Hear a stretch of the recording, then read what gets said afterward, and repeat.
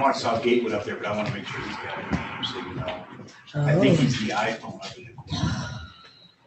I can only see his eyes.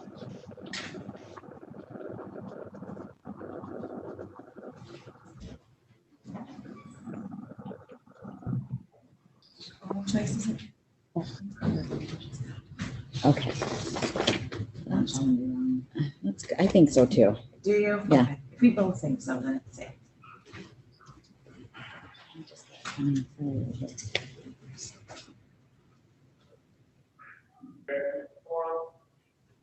sure People of the State of Michigan versus Robert Butler, file number 203217FH. Mr. Butler, can you hear me okay? Good. Yes, ma'am. Okay. Good morning. Do you want a new one? I will print you one real quick. This is file number 203217FH. Mr. Hopkins is here on behalf of the defendant, and Mr. Ida is here from the prosecutor's office. Mr. Hopkins, would you like to proceed?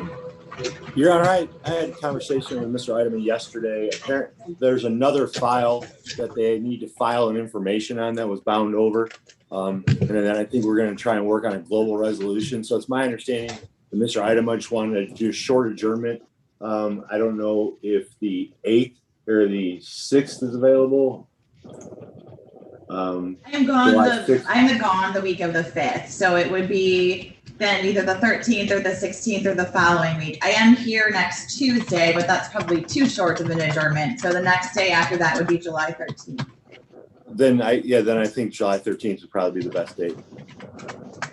Okay. All right with that, Mr. Idema? Yes, that should be plenty of time for us to get the information. All right, pre-trial on July 13th at 8:30. All right, Robert, I'm going to call you later today, okay? Okay. All right, you're all set for today, bud. You can go. All right, thank you. Have a good day. People of the State of Michigan versus Chianti Curtis, file number 203088FH. Mr. Hopkins is here on behalf of the defendant. Mr. Curtis, are you on the call? You hear me? I sure can. Mr. Hopkins, how would you like to proceed? Thank you, Your Honor. We were involved in a Cobb's conversation on the 16th, and we came to some kind of resolution. I accidentally put him in the waiting room instead of renaming him. Hold on one second. Okay, we're good now. It's going to be one of those days. All right, he's back. All right. Judge, we had a Cobb's conference on the 16th where the court basically committed to a sentence from the deal from the prosecutor's office. I communicated that with Mr. Curtis. He's asking for an additional 2 weeks to think about that because it is a significant amount of time, whether he wants to take that, hire a new attorney, just what direction he wants to go. So he's asking for a 2-week adjournment. So probably that 13th date as well would be good if that's okay with the court. Any objection? No objection. Chianti Curtis, yes. Okay. Yes. First time gay. All right, let's jam up to 13th. July 13th at 8:30. You're all set, Mr. Curtis. We'll see you back on July 13th. All right. All right, thank you. Is the Thank you, other Judge. jail on Yes, and it is Mr. Batterson? Deming. No, it's not Mr. Batterson. Okay. People of the State of Michigan versus Scott Deming, file number 203155FH. Mr. Deming, can you hear me? Yes, ma'am. Good morning. We are scheduled for a probation violation hearing. Ms. Hayes is here to represent you. Ms. Hayes, how would you like to proceed? Your Honor, in speaking to Mr. Deming, he would be willing to admit responsibility with regard to violation of condition number 1 and 02.4. With regard to the other two allegations, I have advised him that would be against his interest to make admissions in those two because he has ongoing cases that directly affect those. They have not been adjudicated yet. We're still going through the process, and I believe that admitting to either of those two would violate his Fifth Amendment right against self-probation. So if the court is satisfied that counts for conditions 1 and 2 would still constitute a bond violation, I would ask the court to proceed in that. Okay. Ms. White, are you covering this for Mr. Klein today or no? No, I'm not, Your Honor. Okay, so we need to get Mr. Klein on. I can certainly take the addition. I think it would work. Were you gonna want to have the court set this out for a sentencing with an updated recommendation, or were you, were we gonna need a recommendation today? Yeah, so I thought. All right, so we're gonna have to reach out to Mr. Klein for his recommendation. Mr. Deming, it'll be just a few moments, okay? All right. Yes, ma'am.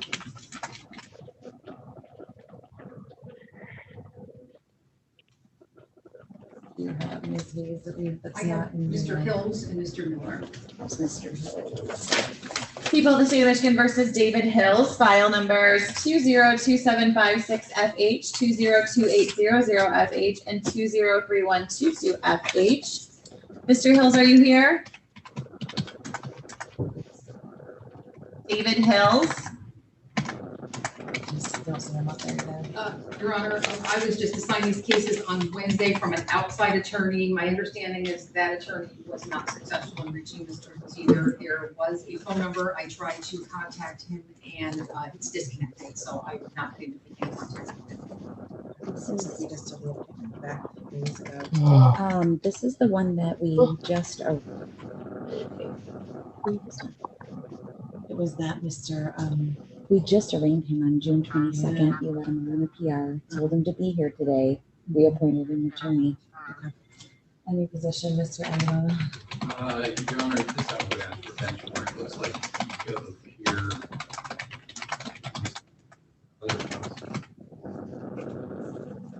You're back April. I would ask for All right, I'll just issue the bench warrant then. I think when I arraigned him, I told him he could physically come in too if he had a hard time zooming, so I don't know. We try. I emailed Mr. Klein, but I haven't heard back. Bryce Miller also. Yeah. People of the State of Michigan versus Bryce Miller, file number 202603FH. Ms. Hayes is here on behalf of the defendant. Mr. Item is here from the prosecutor's office. We're scheduled for a pretrial hearing. Mr. Miller, Bryce Miller, are you on the call?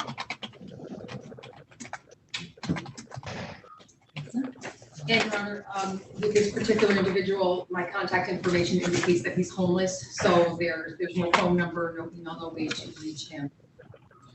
Okay.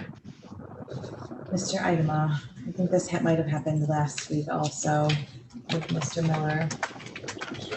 Bryce. Bryce Miller, yes.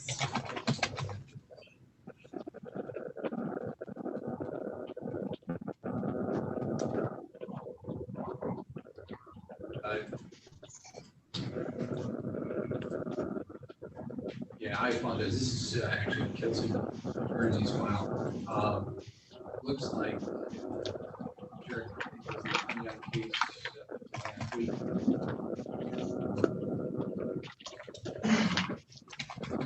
Kelsey's notes back on June 4th, we adjourned it 2 weeks. The defendant failed to appear on that date, but he had to call Attorney Hopkins, said he had COVID and couldn't come to court.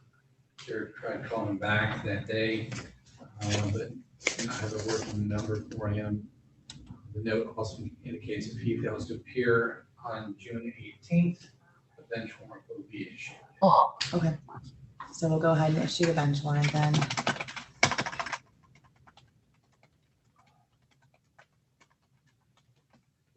Thank you. I guess I still don't see Mr. Klein. I emailed him, but I haven't heard back yet, so.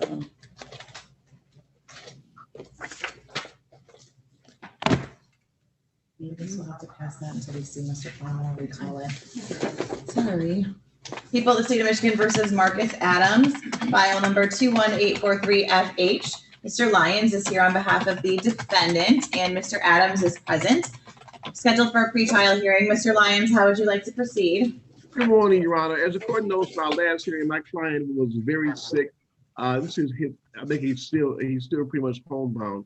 I haven't had a chance to discuss the offer with him. I think it's going to be a resolution. I'd ask for a short adjournment. Let me talk to him, go over his guidelines with him, Judge. Okay. So the shortest adjournment I could offer would be on Tuesday, the 29th, but my guess is you may not have an opportunity to discuss the matter with him before Tuesday. Okay. And then the next date after that, we're going to have to go with July 16th. Is that okay with you, Mr. Idema, that adjournment? Yes. Not a problem, Judge. Okay. So we'll adjourn your pretrial until July 16th at 8:30, Mr. Adams. Okay. And you'll have the option to appear via Zoom or actually physically appear in the courthouse. Okay. Thank you. Thank you. Okay? Thanks. Yep. People of the State of Michigan versus William Householder, file number 184551FH. Good morning, Your Honor. May it please the court, George Lyons on behalf of Mr. Householder, who is present. Good morning. I see that he's present. I know we've been adjourning this so that we can get it on the trial docket. Is that still an accurate recitation of the situation? Well, unless Mr. Adams comes to his senses and he's ready to do the right thing. That's correct, Your Honor. This is matters that has been set for the trial docket for some time. We have come to an impasse on multiple times. This will be a jury trial. Okay, let's get it on the docket. We are I would ask for ready to go for jury trial starting August 2nd. Okay. Right, I may have a couple of trials before that, only because those persons that I have are in jail. Yes. So it will be a little bit wild for a while, but I can assure you that prior to each week, we're going to get together with the jury clerk and make sure that the cases with the highest priority, giving priority to lodged defendants first and then going down. So we'll have to work through those things. I'll probably set this one into the fall because obviously everybody is going to be fighting for that time. Do you want September or October? Well, we had some things change yesterday with the structure of the jury Yeah, and we trials. can do. So we'll be able to pick several juries at once because we're going to be able to actually pick in our courtrooms. September 13th. Okay, we'll try it. I don't have any set that day. Okay, we're going to try it for September. We'll put it on the docket for September 13th, Mr. Lyons, and then obviously we'll just have to weigh which cases need to go and which ones don't. And I had a question for Steve. Steve, you think this may be a Wednesday trial more than a Monday trial?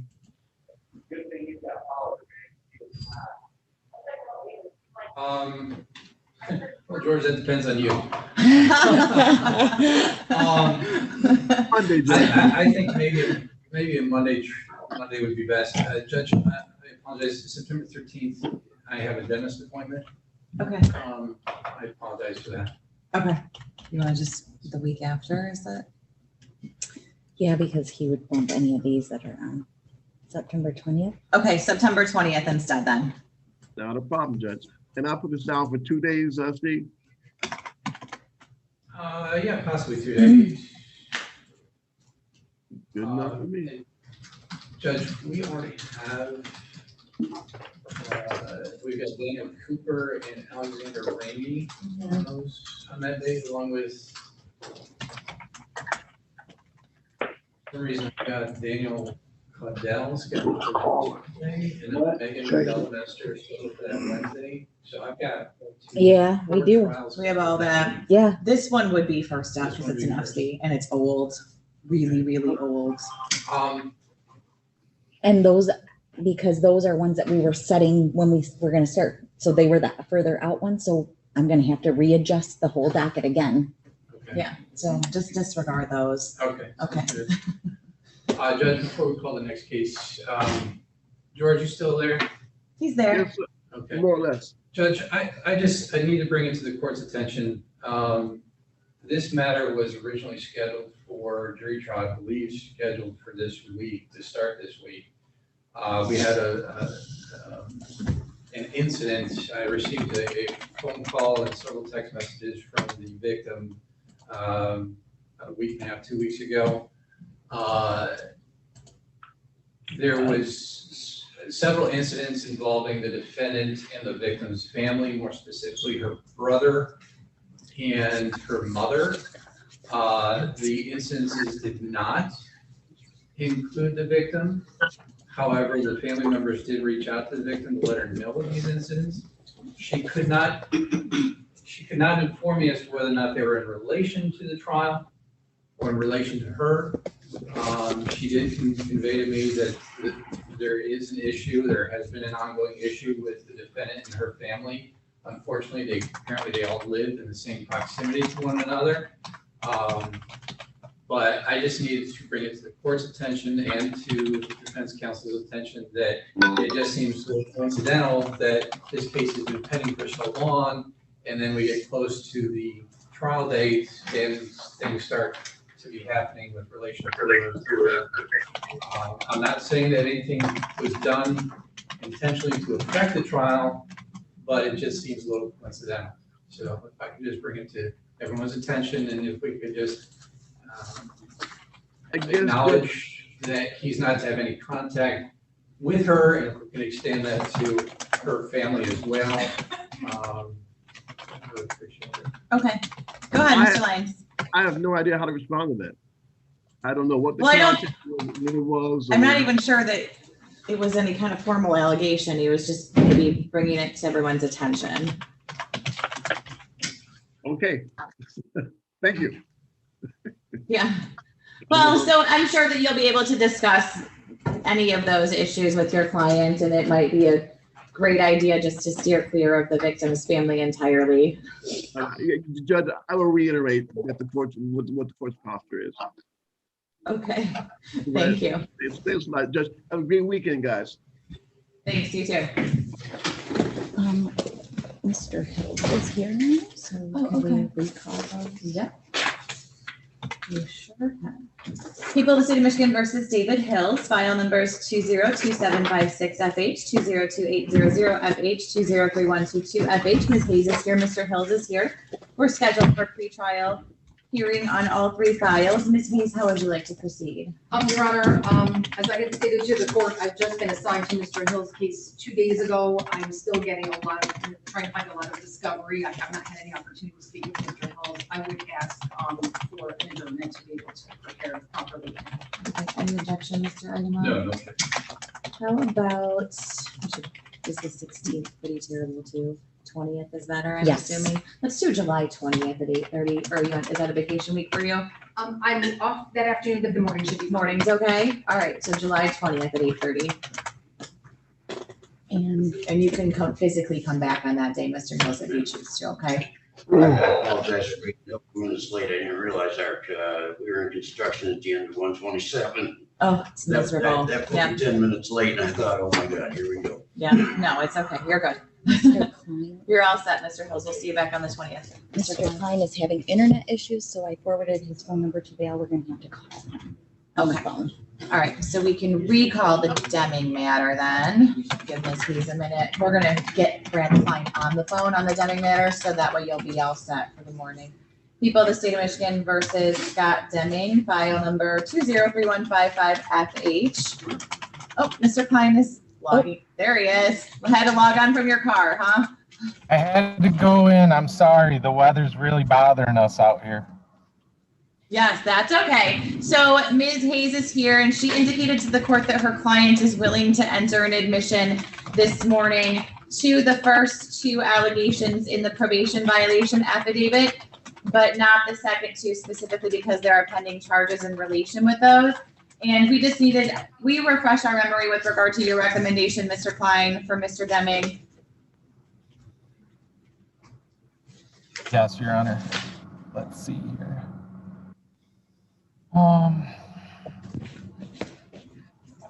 Here we go.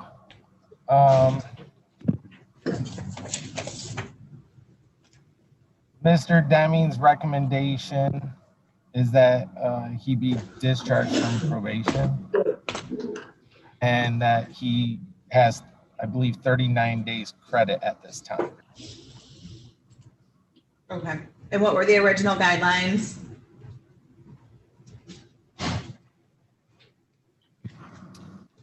The original guidelines for Mr. Deming.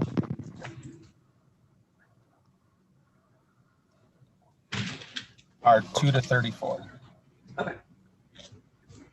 but you're just recommending an unsuccessful discharge with jail credit?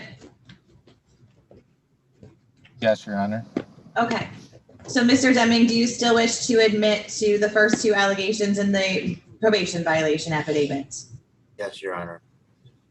Raise your right hand to be sworn, please. Do you swear to tell the truth, the whole truth, and nothing but the truth? Yes, I do. State your name and spell your last name for the record. Scott Jeffrey Deming, Deming. Thank you, Mr. Deming. You understand that you're here this morning for a probation violation hearing, and Ms. Hayes is here to represent you and contest the allegations if you choose to. If you admit today, there isn't going to be a hearing of any kind. Do you understand that? Yes, ma'am. Is anyone forcing you to admit? No. Other than Mr. Klein's recommendation, has anyone promised anything to get you to admit? No, ma'am. You were placed on probation to this court, and did you know that while you were on probation that you were not supposed to violate any criminal law of any unit of government? Yes. Okay. And do you have some pending charges currently in the district court? Yes, I do. And those occurred while you were on probation to this court, is that right? Yes, ma'am. Did you also know that while you were on probation, you weren't supposed to use or possess any controlled substances or drug paraphernalia? And did you have a positive test for marijuana and methamphetamine? Yes, I on did. May 5th? Yes, Okay. I did. Thank you. I accept your admission, Mr. Deming. I think that you know what you're doing. Did you have any comments on the recommendation, Ms. Hayes? Yes, Your Honor.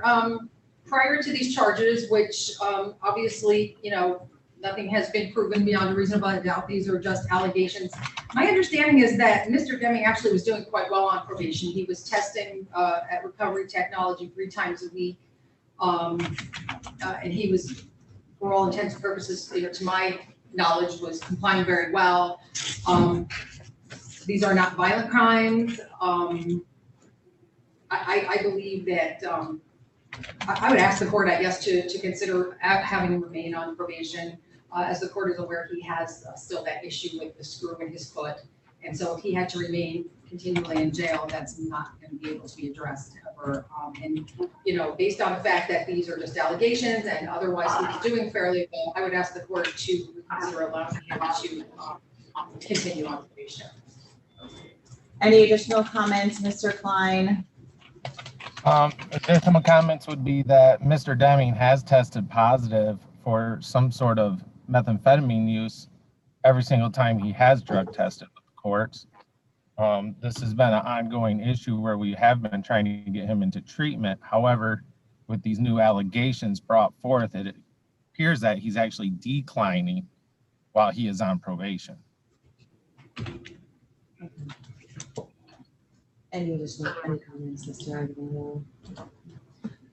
Well, Mr. Deming, I know that you have the other allegations, and those cases, I believe, have both been assigned to me. So we can certainly deal with some of the, if there is a resolution, potentially deal with some of the substance abuse stuff at that point in time. But I think keeping you on probation on this file is probably an exercise in futility at this point in time. So I'm going to unsuccessfully discharge you and give you credit for the time that you served in jail, which is 39 days, and then any remaining fines and costs will stay in place, Mr. Deming. So since I've resentenced you this morning, it is my obligation to advise you that you're entitled to appellate review of your conviction and sentence.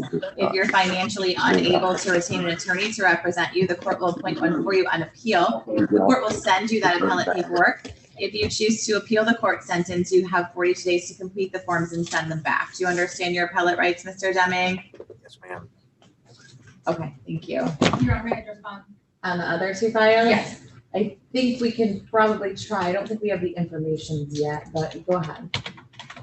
My understanding is that on all of Mr. Deming's current cases, his bond is set at $25,000 cash surety. Again, he's got medical issues, with his foot. He's been wanting to try to get to his regular family doctor to be able to address those. He's advised me that the only thing that he's been able to receive at the jail with regard to that foot is Advil.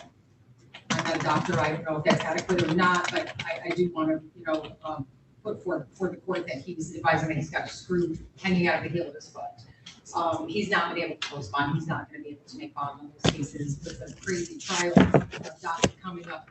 Who knows when, if those matters are gonna be set for trial, when he would even have a trial. I would ask the court to consider lowering his bond to either a bond or a low cash bond so that he'd be able to get the medical treatment that he needs. Any comments, Mr. Idema? No, Your Honor. Well, considering that the current allegations arose while the defendant was on probation to the court, I understand there are health issues. I'll go ahead, I'll reduce the bond on both files to 10,000 cash or surety, but I don't think a PR bond would be appropriate. But I'll reduce it to 10,000 on the other two. Thank you. Okay, thank you. Thank you, Mr. Klein. Thank You're you, all Your set, Honor. Mr. Deming. Thank you. People of the State of Michigan versus Dustin Beeman, file number 203118FH. Mr. Hilderly is here on behalf of Mr. Beeman. Mr. Beeman, are you on the call? Yes. I've tried it again. Okay, and this is 203214 also. There he is. Are you, okay. I think this is him. Yeah, that's from that other jail. All right. At last.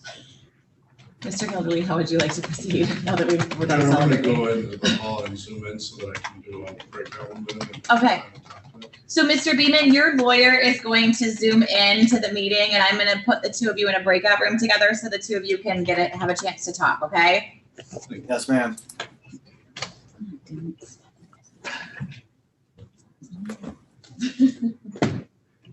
When something works, isn't it great? People of the State of Michigan versus Jesse Wilson, file numbers 202903, 204399, and 21362FH. We are scheduled today. Mr. Goldstein is here for pretrial hearings. Mr. Goldstein, how would you like to proceed? Is Mr. Wilson here? Where's Jesse Wilson? Sorry, Judge. We had. That's okay. Do you see your client? Actually, I don't. He's in jail, Your Honor. I don't see him. Oh, He's not in our jail? we didn't, I'm not sure we knew that. Hold on one second. We're gonna check. Well, unless he bonded out, which would be news to me. Let me just double check. Maybe I didn't get it.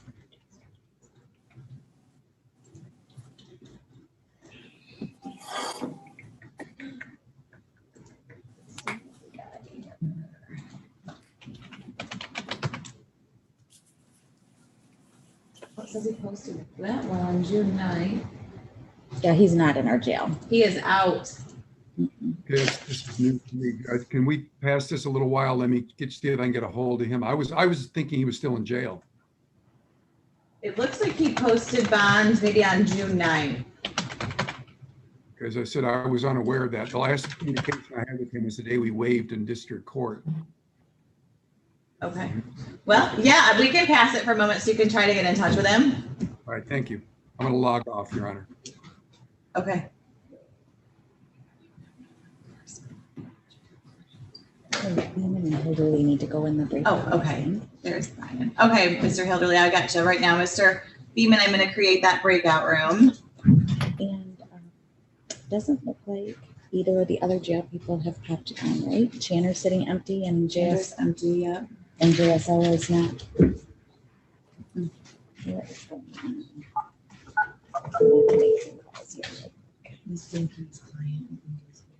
on? Their seat is, or I guess maybe the box is gone. You only saw one of the people.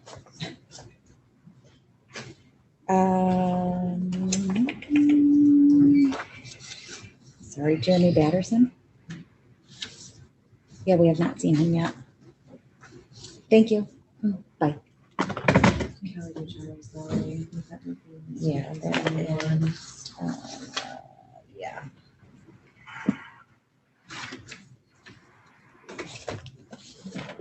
People of the State of Michigan versus Charles Lowry, file number 201676FH. Mr. Lowry is present and Ms. Dinky is here on his behalf. We're scheduled for pretrial. Ms. Dinky, how would you like to proceed? Judge, we have a plea agreement, sentencing agreement in this case, so my client's prepared to move forward with entering his plea. Okay, very well. All right, so that was just a plea as charged for count 1. What's happening with count 2 and the count 3 and the habitual? I forgot. My understanding is they're being dismissed. Accurate recitation, Mr. Ardenau, you're still checking. Okay, no worries. There would be no restitution, Judge. My client was in a parked vehicle. Yes, that is correct. Okay.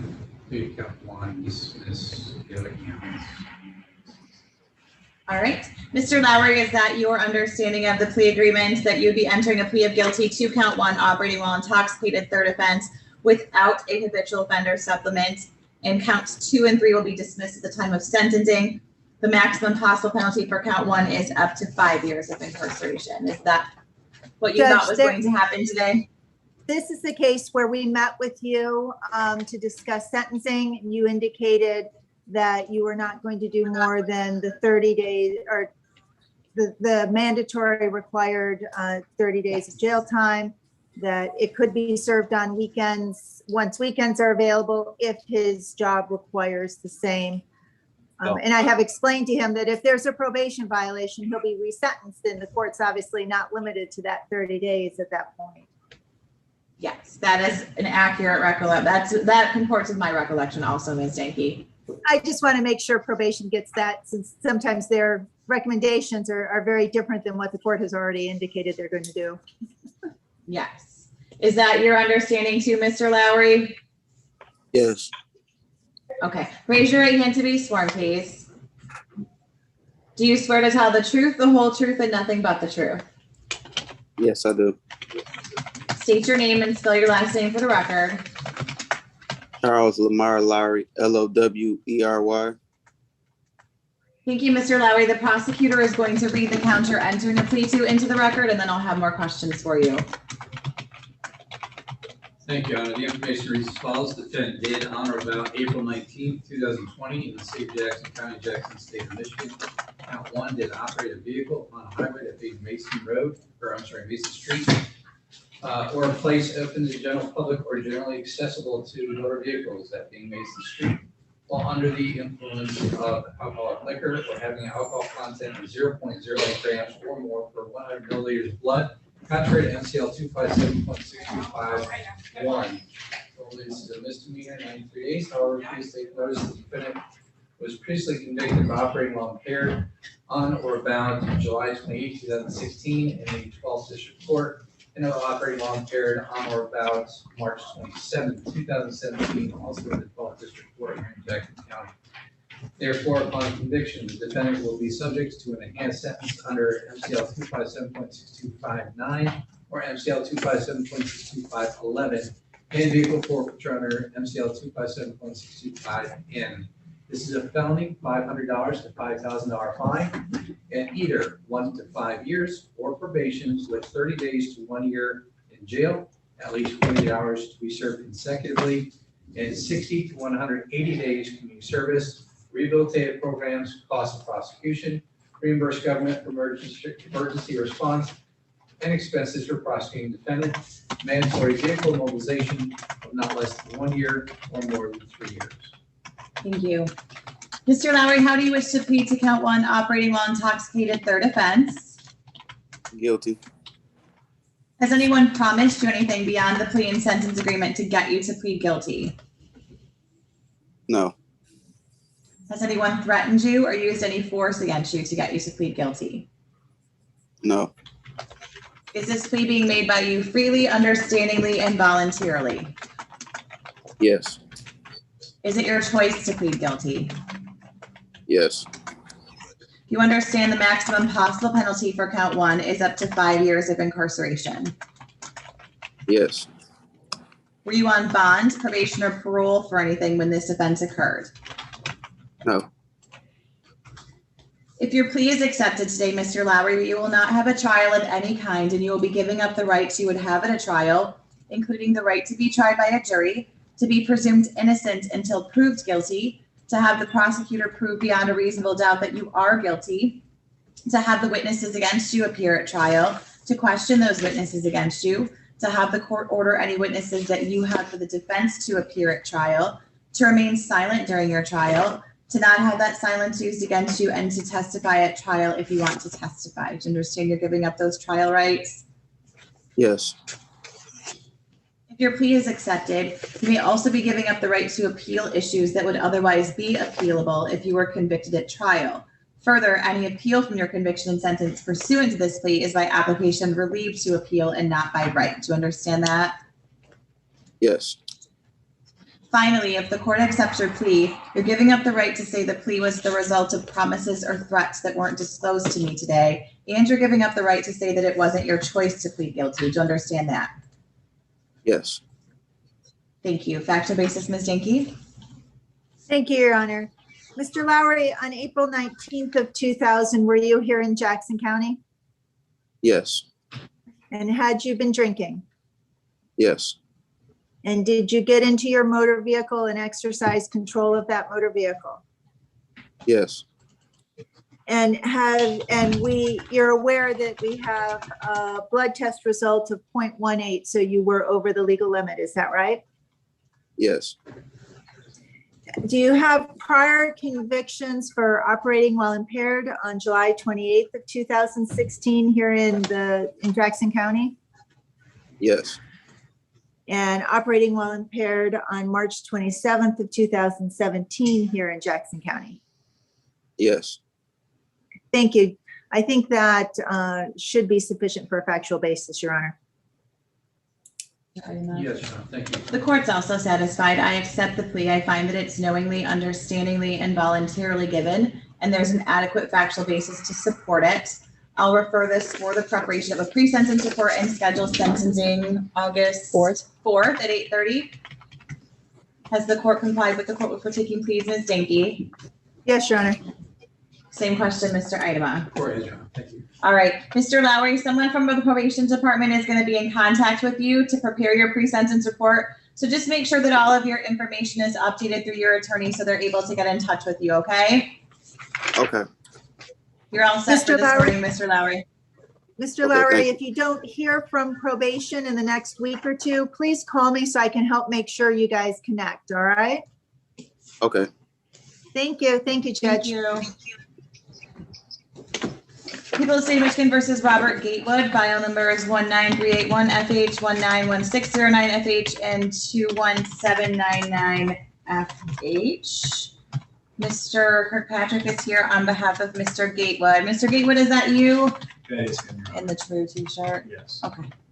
Yes. Just gonna be him. Okay, great. And I can hear you and you can hear us, so we're moving in the right direction. Mr. Kirkpatrick, how would you like to proceed? Your Honor, I'll be filing a motion. I talked to Mr. Idema yesterday of the motion regarding the seizure in this case regarding July 3rd. I'm on vacation next week. I may still be able to get it done next week. The motion itself, I'll have it done no later than the 7th of July. So I would ask for a date, maybe the end of July. I don't anticipate calling any witnesses. I'm going to rely on the preliminary exam transcript.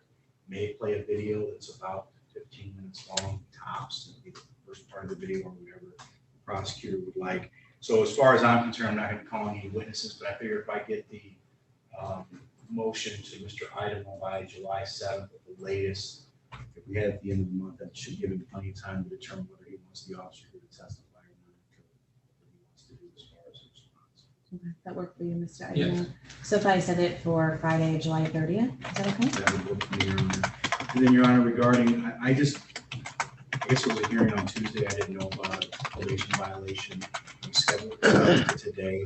I'm asking the court to set that probation violation over to July 30th as well.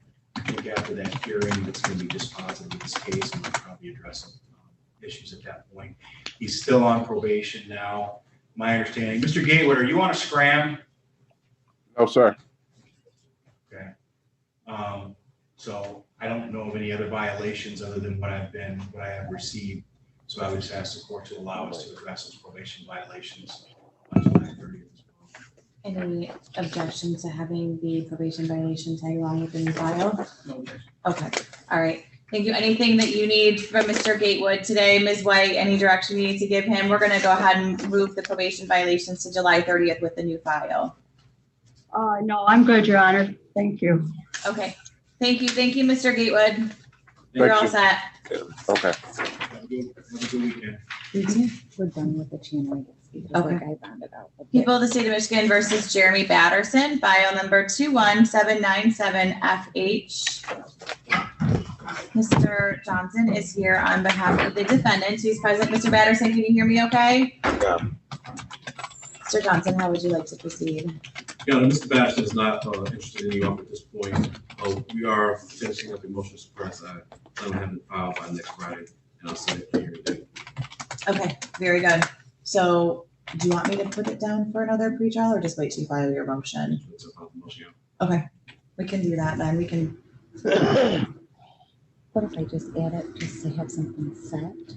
Okay, you want to do like July 30th for that one also, just so we have something on the docket? Yeah. If you don't want to set your motion on that day, it's fine, but it just helps us keep track of it. So we have a no next action on our list. And it's we can do the Robinson one too, because she's on. Okay.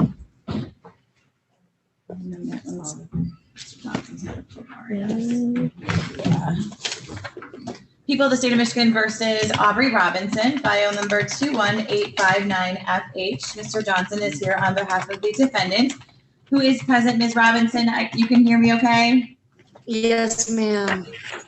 Okay, good morning. Mr. Johnson, I've had a chance to review your motion and the prosecutor's response. Did you have anything that you wanted to add?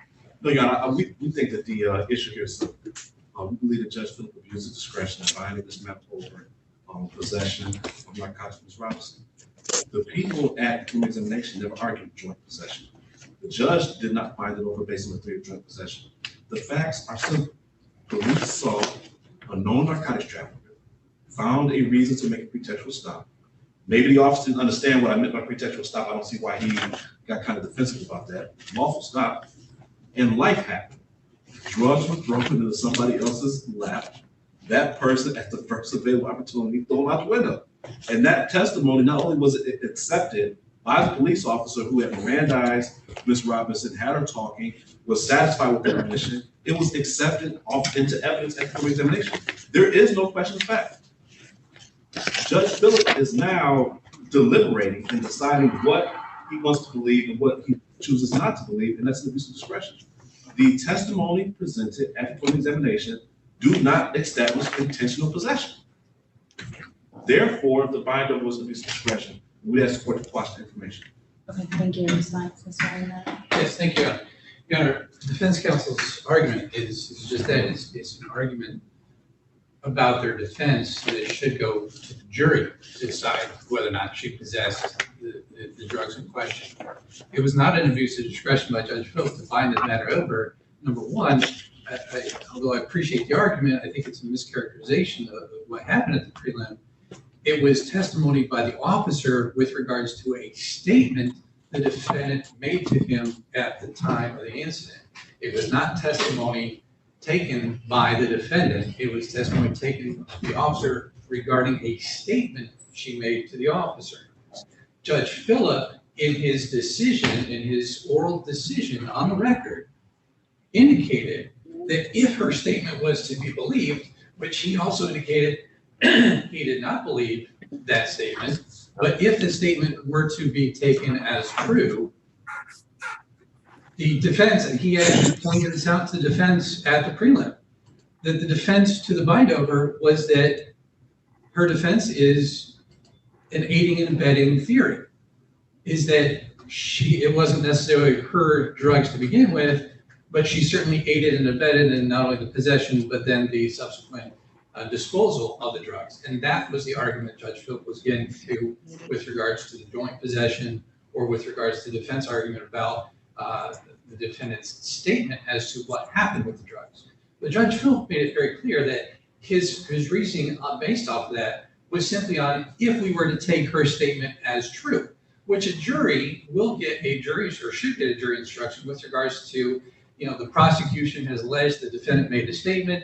You are able to give whatever weight you deem necessary. You can believe all the statement, none of the statement, or some of the statement. what the defense has presented in their brief, in their motion, is simply an outline of what their defense is or should be with regards to the trial.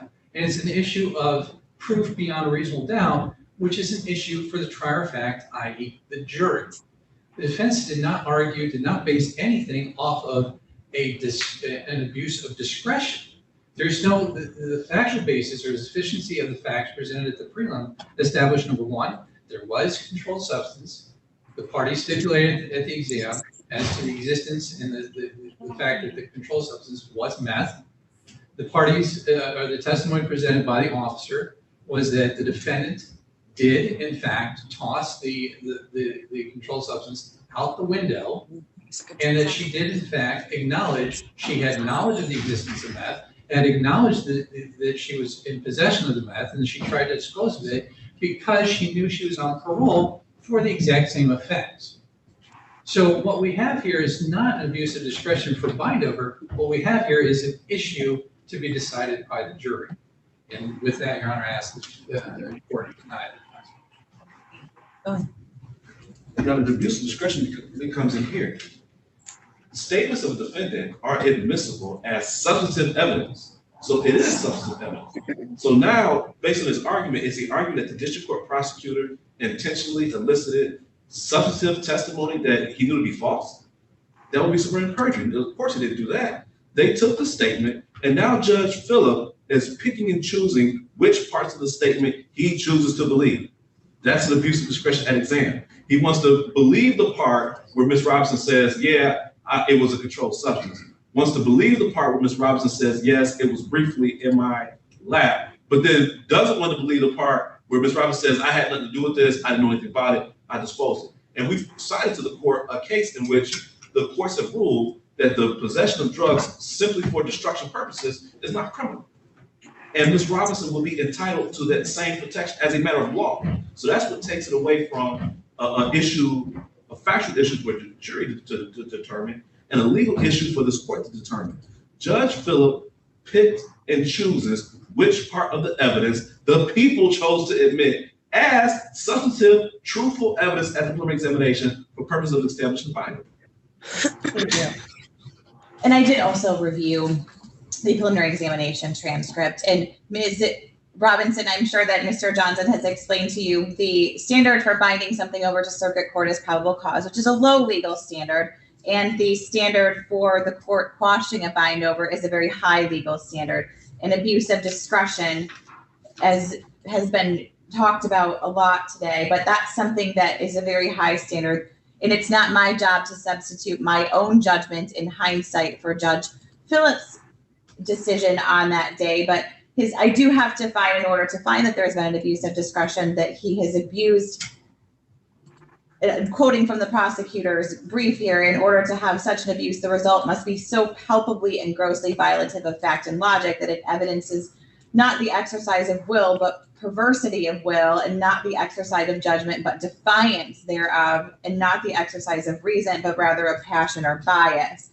And while I do understand that the judge bound the case over on his own theory, again, it's not my job to second guess the theory that he bounded over on.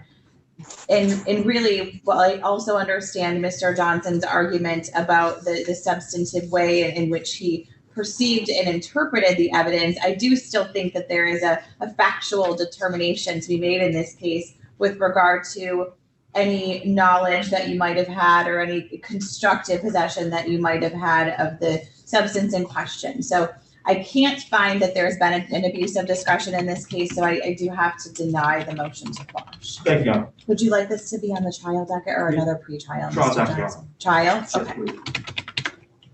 And this would probably be a Wednesday trial, maybe just a day or two. So let's do a final pre-trial and a trial. And this one's a fairly new file, so maybe sometime October. Yeah, probably be fine. October 6th at 8:30. Trial on October 6th at 8:30, and then let's do the final pretrial sometime in September. So maybe like I need water. September 28th? Yeah. Okay, we'll do September 28th for a pretrial. Yeah, is Ms. Robinson required to be there at the final pre-trial September 28th? We'll just go with your instructions. We usually have him here just in case. And I guess we'll put on the record now, we'll stipulate to change custody to final that judge. Okay. Great. All right, you're all set, Ms. Robinson. Stay in touch with your attorney. We'll see you back in September and October. Thank you. Okay, thanks. And she can still appear on Zoom, Mr. Johnson. That's okay. I'm going to continue to do a hybrid unless there's a specific request to have somebody physically here. She's gone already. People State of Michigan versus Tyler Kosher. File number 21330FH. Mr. Johnson is here on behalf of the defendant. I don't know that I see him unless that's him. Is it Kosher or Kosher? I believe it's Kosher, and I don't see him. I've called the number that I have for him before today, unless this is him. May I answer? Of course. Kareem Johnson. That would be good timing, wouldn't it? Okay, yeah. That was No, not, that was wasn't not him. him. Okay. All right. And I've checked with my office. We did send him a notice of appearance this day, so I know. Okay, I'll go ahead and grant that. All right, thank Thank you you. very much, Ellen. And that one. And this one to People of the State of Michigan versus Justin Manchester. Is he out now? He bonded out on the other stuff, so 2 days ago, they told me. Okay, is that him? Justin Manchester, are you on? No, ma'am. That's not him in the white t-shirt. I can't remember. Justin Manchester? Oh. It's not- I know that's Mr. We're done Anderson. with the jail. You Oh, we're can- done with the yeah. jail. Okay.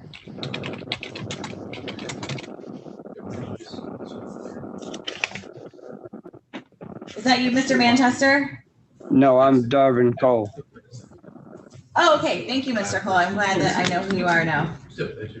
I'm Jesse Wilson, man. Thank you. Yes, I see. Thank you, Mr. Wilson. So we do not have Mr. Manchester. Yes, Your Honor. Mr. Manchester was set for Monday. It was adjourned to today, so I can discuss a few more things with Mr. Manchester. I spoke to him earlier this week in jail, so I wasn't even aware that we had agreed on everything that he had bonded out. So I don't even know.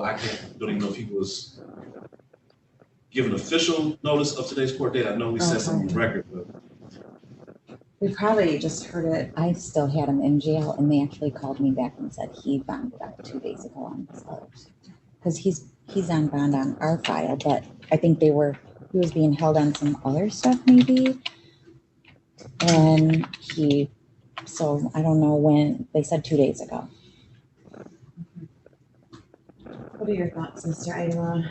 I don't know if he's in another jail or what is happening. You might have to, but I would be close to short there. Figure that out. Okay. I'll come back on Tuesday and see if you can find him, or is that too yeah, short? I asked for next Friday, so at least get a letter out. I'll try and call all the numbers I have and send a letter out to whatever address we have. So I'm looking here next Friday, so at least not physically. So we'll have to do maybe the 16th of July. That's fine. Okay, do July 16th at 8:30 then. That's all I have. Okay, thank you. We can do this. Everybody have a good weekend. What was that? Yeah, actually, I'm sorry. That's okay. There's a Mr. Wesley. Oh, Mr. Edwards?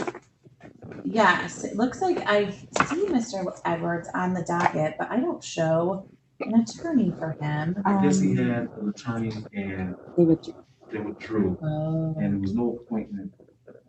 So at this point, I did speak to him in the hallway because he's under right now. Okay. I think he will be asking for court counsel to support the criminal office attorney's matter. Certainly. Yes, yes. In fact, Mr. Edwards, what I'll do is I'll adjourn your pre-trial until July 20th. It's a Tuesday at 8:30, and my court officer is going to bring you a sheet to get a court-appointed attorney, okay? Thanks for bringing that to my attention, Mr. Johnson. What was the date? July 20th.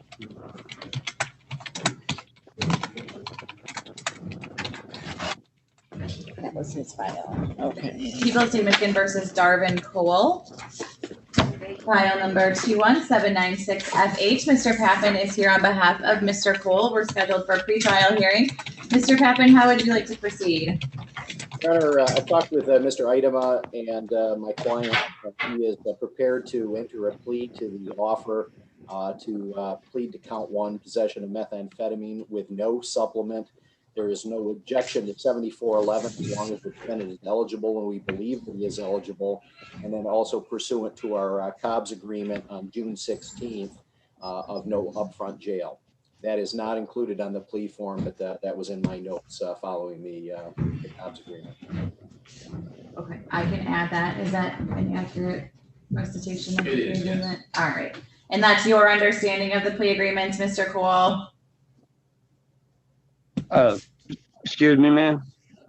Yes. Do you want me to go back over it? If you could, please. I didn't catch the whole thing that you said. I'm sorry. Yeah. So Mr. Pappen indicated that after speaking with the prosecutor and speaking with the court, the plea agreement is that you would enter a plea of guilty as charged in count 1, possession of methamphetamine, without a habitual offender supplement. The prosecutor has agreed to dismiss that you would be allowed to have your conviction deferred under section 7411 if you're eligible, and there would be no upfront jail time. Okay. Yes. Is that your understanding of the agreement, Mr. Cole? Yes, ma'am. And you wish to go forward with that plea today? Yes, ma'am, I do. Raise your right hand to be sworn, please. Do you swear to tell the truth, the whole truth, and nothing but the truth? Yes, I do. State your name and spell your last name for the record. Darvin Cole, C-O-L-E. Thank you, Mr. Cole. The prosecutor is going to read the count you're entering the plea to into the record, and then I'll have more questions for you. Okay. Thank you, Your Honor. The information reads as follows. The defendant did on or about February 12th, 2021 in the city of Jackson, County, Jackson, State of Michigan. Count 1, did knowingly or intentionally possess methamphetamine, contrary to MCL 333.74032B1. This is a felony, 10 years and or $15,000 fine. Unless sentenced to more than 1 year in prison, the court shall impose license sanctions pursuant to MCL 333.74088A. Thank you, Mr. Cole. How do you wish to plead to count 1, possession of methamphetamine? Guilty. Has anyone promised you anything beyond the plea and sentence agreement to get you to plead guilty? No, ma'am. Has anyone threatened you or used any force against you to get you to plead guilty? No, ma'am. Is this plea being made by you freely, understandingly, and voluntarily? Yes, it is. Is it your choice to plead guilty? Yes, it is. You understand the maximum possible penalty for count 1 without a habitual offender supplement is up to 10 years of incarceration. Right, I understand that, but they're going with our Cobb's agreement at this time, though, correct? Yes, sir. I just am required to advise you of the maximum possible penalty. Okay, yes, I understand, yep. Were you on bond, probation, or parole for anything when this offense occurred? No, I was not. If your plea is accepted, Mr. Cole, you will not have a trial of any kind, and you will be giving up the rights you would have at a trial, including the right to be tried by a jury, to be presumed innocent until proved guilty, to have the prosecutor prove beyond a reasonable doubt that you are guilty, to have the witnesses against you appear at trial, to question those witnesses against you, to have the court order any witnesses you have for the defense to appear at trial, to remain silent during your trial, to not have that silence used against you, and to testify at trial if you want to testify. Do you understand you're giving up those trial rights by entering a plea today? Yes, I do. Also, if your plea is accepted, you may be giving up the right to appeal issues that would otherwise be appealable if you were convicted at trial. Further, any appeal from your conviction and sentence pursuant to this plea is by application for leave to appeal and not by right. Do you understand that? Yes, ma'am. Finally, if the court accepts your plea, You're giving up the right to say the plea was the result of promises or threats that weren't disclosed to me today, and you're giving up the right to say that it wasn't your choice to plead guilty. Do you understand that? Yes, I do. Thank you. Factual basis, Mr. Pappen. Thank you, Your Honor. Darvin, on or about February 12th, 2021, you were in the city of Jackson, County Jackson, Michigan. Is that correct? Yep. You had police contact. They pulled you over. And at that point in time with police contact, you had methamphetamine in your front pocket. Is that correct? Yes, sir. And that was less than a gram, and you knew that was methamphetamine. Is that correct? That's correct.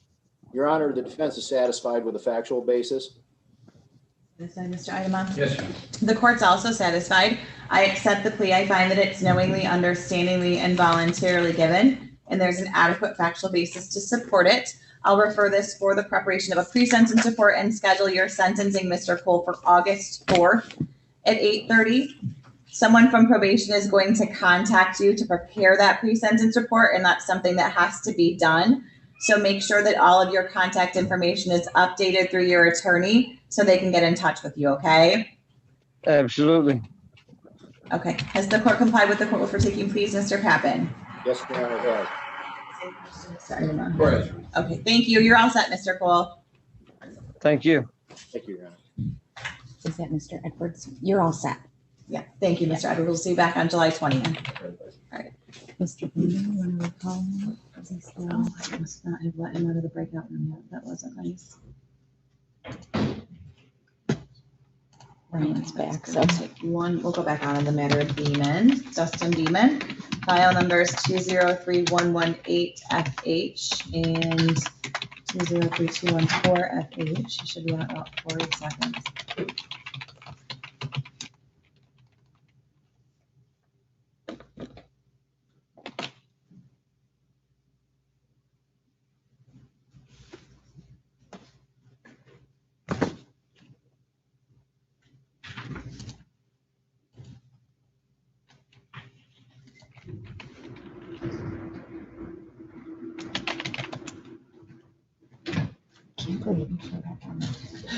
Like of all the times, he just shows up today.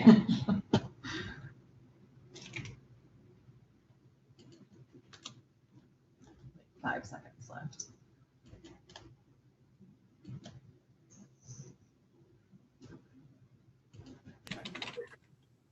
All right, Mr. Beeman, can you still hear me? Yes, ma'am. Good. How would you like to proceed, Mr. Hillary? Thank you, Your Honor. I only had an opportunity to speak with Mr. Beeman, get an update on what's going on. So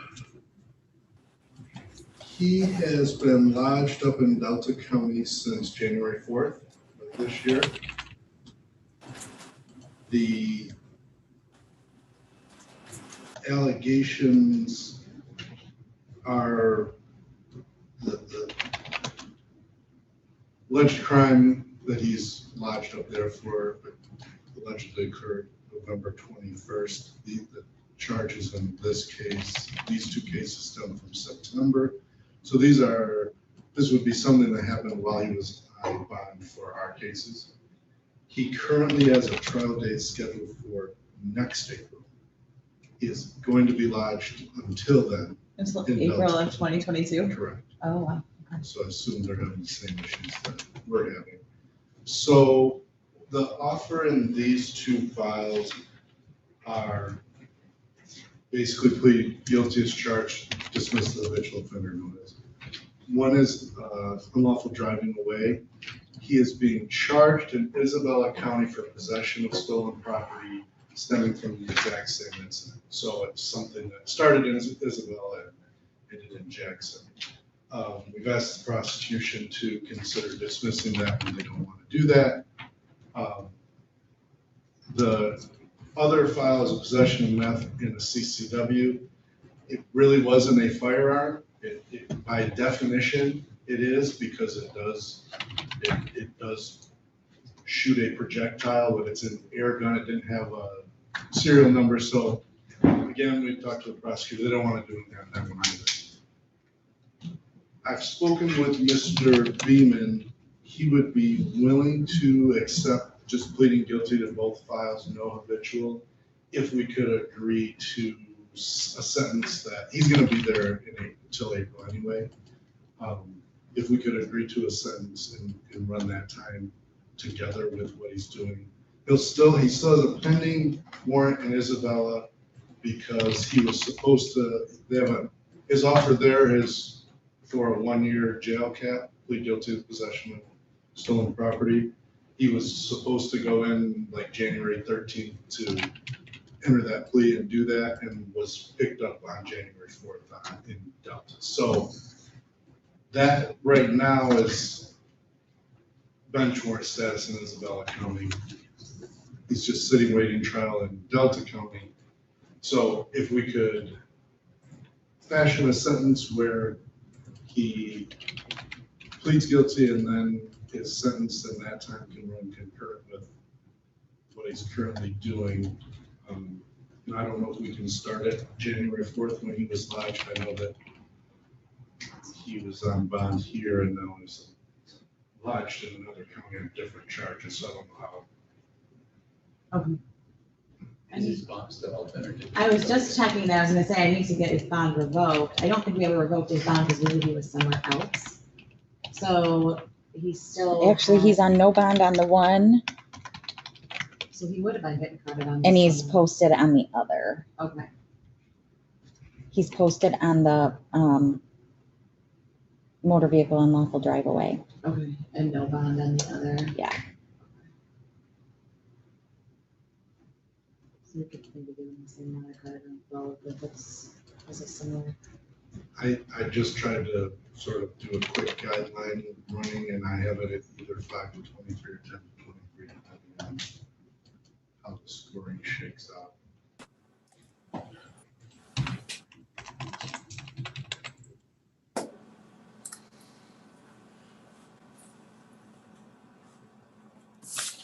Do you wanna, we can move it to Tuesday to look into it a little bit more? He's the one that we have a hard time. I know, but we have a hard time getting him back, is the other problem. Yeah, I figure we could wait and do a COPS evaluation, but. We may never see him again. I was just saying, I'm not, we do it now. I mean, I'm not opposed to bringing it to the low end of the guidelines, especially considering what he's facing from Delta. And then. He's got 100, if you said he went to jail on 1/4 of this year, January 4th? Yes. So he's got 173 days in at this point in time. So we did a cap at 365.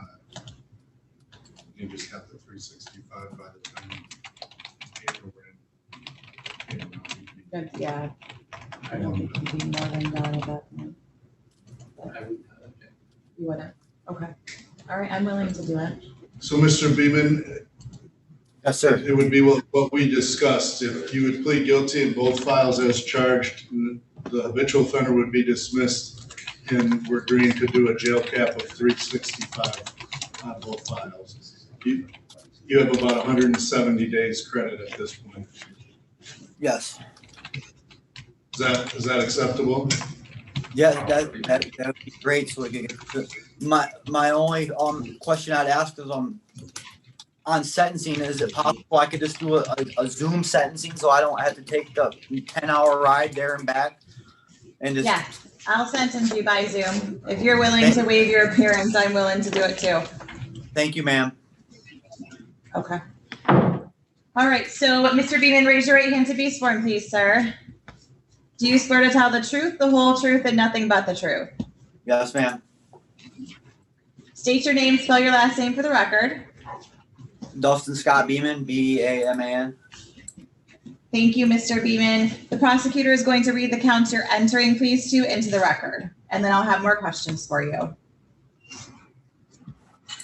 Let's start with file 3214. Information reads as follows. Defendant Dan Honor found September 11th, 2020. Rise Township, Jackson County, State of Michigan. Count 1, willfully and without authority, take possession of and drive or take away, or did assist in, or was a party to such taking possession, driving or taking away of a motor vehicle, to wit, 2015 Chevy Silverado, belonging to another, to wit, Anthony Bendelli, Bendele, contrary to MCL 750.413. It's a felony, 5 years. Secretary of State to suspend license. And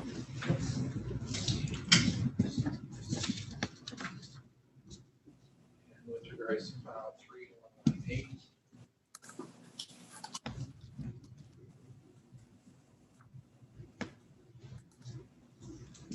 The information reads as follows. Defendant did on or about September 22nd, 2020, in Bryce Township, Jackson County, State of Michigan. Count 1 did knowingly or intentionally possess methamphetamine, contrary to MCL 333.740332B1. Felony, 10 years and/or a $15,000 fine, unless sentenced to more than 1 year in prison. The court shall impose license sanctions pursuant to MCL 333.7408A.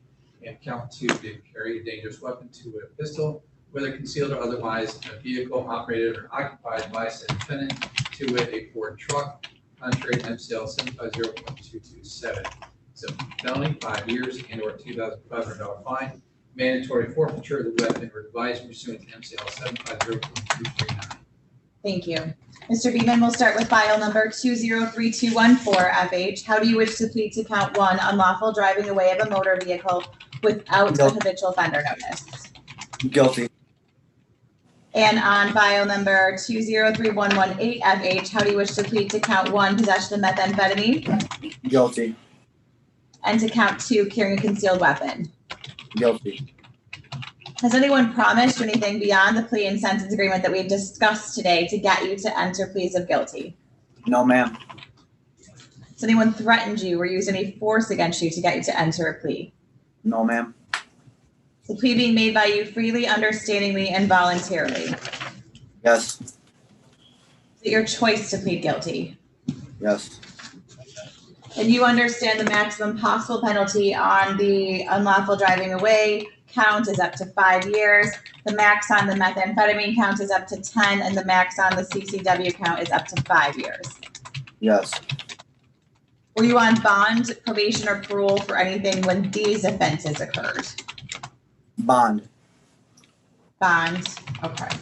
Back in September of last year, you were on bond? Maybe Yes, on ma'am. bond for the first one? Okay. I don't think there's been any requests for consecutive sentencing, so I think we're good there. I need to advise you, Mr. Beeman, that if the court accepts your plea, you will not have a trial of any kind, and you will be giving up the right to inhabit a trial, including the right to be tried by a jury, to be presumed innocent until proved guilty, to have the prosecutor prove beyond a reasonable doubt that you are guilty, to have the witnesses against you appear at trial, to question the witnesses against you, to have the court order any witnesses you have for the defense to appear at trial, to remain silent during your trial, to not have that silence used against you, and to testify at trial if you want to testify. Do you understand you're giving up those trial rights by entering a plea?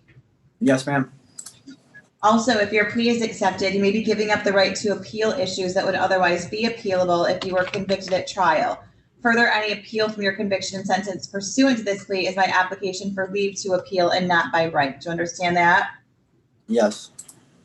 Finally, if the court accepts your plea, you're giving up the right to say the plea was the result of promises or threats that weren't disclosed to me today, and you're giving up the right to say that it wasn't your choice to plead guilty. Do you understand that? Yes. Thank you. Factual basis, Mr. Lowry. Thank you, Your Honor. Mr. Beeman, on or about September 11th of 2020, were you present here in Jackson County, Michigan? Yes. On that day, did you take possession of and drive away a 2015 Chevy Silverado? Yes.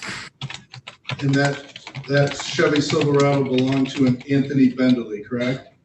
Yes. And you did not have Mr. Bentley's possession to take that vehicle and drive it away, correct? No. What I said is correct? Yes, sir. And on September 22nd, 2020, were you also present here in Jackson County, Michigan? Yes. On that date, you had police contact, correct? Yes. Through that police contact, you were found to be in possession of methamphetamine, correct? Yes. And you knew that you were in possession of the methamphetamine and you knew that it was methamphetamine, correct? Yes. And you had no lawful right to possess the methamphetamine, correct? No, sir. Also, through that police contact, a pistol was found in the vehicle, correct? Yes. And I understand your position is it's not what you believe to be a firearm. It doesn't have a serial number, but you understand that the definition, the legal definition, is that that device does shoot a projectile, correct? Actually, it didn't shoot a projectile. I had a solid barrel, but I understand. Yes, correct. Thank you, Judge. You satisfied, Mr. I am, Your Honor, yes. Okay, the court's also satisfied. I accept the plea. I find that it's knowingly, understatingly, and voluntarily given. There's an adequate factual basis to support it. Well, for the preparation of pre-sentence report, schedule sentencing for August 4th. I guess we'll just give probation the information for Delta County so they can get in touch with him. I think I should probably revoke the bond. I mean, obviously we've had a jail credit discussion about what he has, but I should probably revoke the bond on the other file. So at least that's officially racking up some credit there. All right, you're all set, Mr. Beeman. We will have the folks from Jackson get in touch with you up there to prepare the pre-sentence report with you, okay? Yes, ma'am. Okay, does the court comply with the call for taking pleas, Mr. Hilderly? Same question, Mr. Idema. Right. All right, thank you, Mr. Beeman. You're all set for today. Thank you. To get that one done.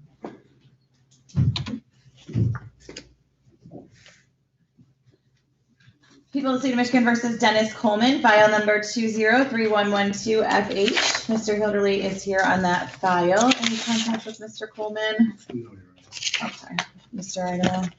This time we would ask for bench. All right, we'll issue bench one.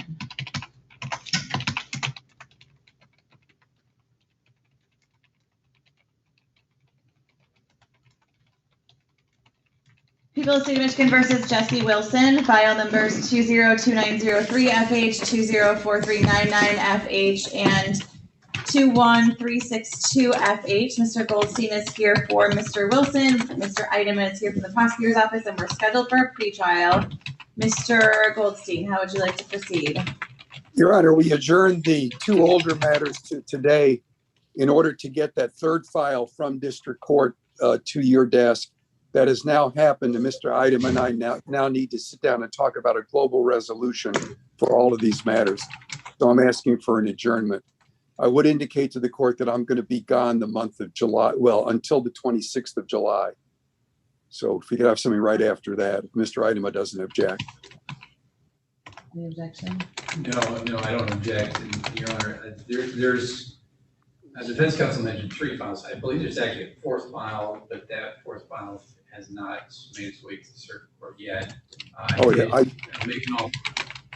did make an offer. David, did you get an email? I sent you an email this morning with an offer on all 4 files. Did you get that? Just let me take a look because I've been on Zooms all morning, so I haven't had a chance to look. Give me 1 second, okay? I thought that other file had come up already. I assumed by now it had gotten there, but there is a 4th file. It has now made its way to circuit court, but I do not have an information. Right. Okay. Okay. That's the 211515. Yeah. Yes. Yep. Yeah, it's here, Steve. Okay, good. Yeah, I have no objections, so we can try to work out a global resolution. Okay. How about July 30th, Mr. Goldstein? That'll work, Your Honor. Okay, July 30th it is. Mr. Wilson, can you hear me? Yes, sir. I need a good phone number for you. The phone number I have for you doesn't work. So call my office and give me a good phone number, okay? Yes, sir. I'll do that right now. Okay, thanks. Yep, you're welcome. Thank you. You're all set, Mr. Wilson. Thank you, Mr. Goldstein. People of the State of Michigan versus Melissa Barney, file number 21879FH. Mr. Rogers is here with the defendant who's present. We're scheduled for a pretrial hearing. Mr. Rogers, how would you like to proceed? We're going to proceed with the entry of a plea. All right. In the adult treatment court. Yes. Okay, so plead guilty to count 1, operating while intoxicated, 3rd offense, maximum possible penalty is up to 5 years. Any other agreement that I need to make a note of? Steve, I emailed you about potential reduction. It is a true 3rd, Your Honor, so we'd be asking for consideration in light of that. Yeah, and I apologize. For whatever reason, I did not receive this file, so I've been trying to review it throughout the course of the morning. If we could just recall in about 3 minutes or so. Yeah, of course. I just need to double check on Yeah. one issue. You can stay, you can stand or sit. It's really, it's okay if she wants to sit right there at the table also.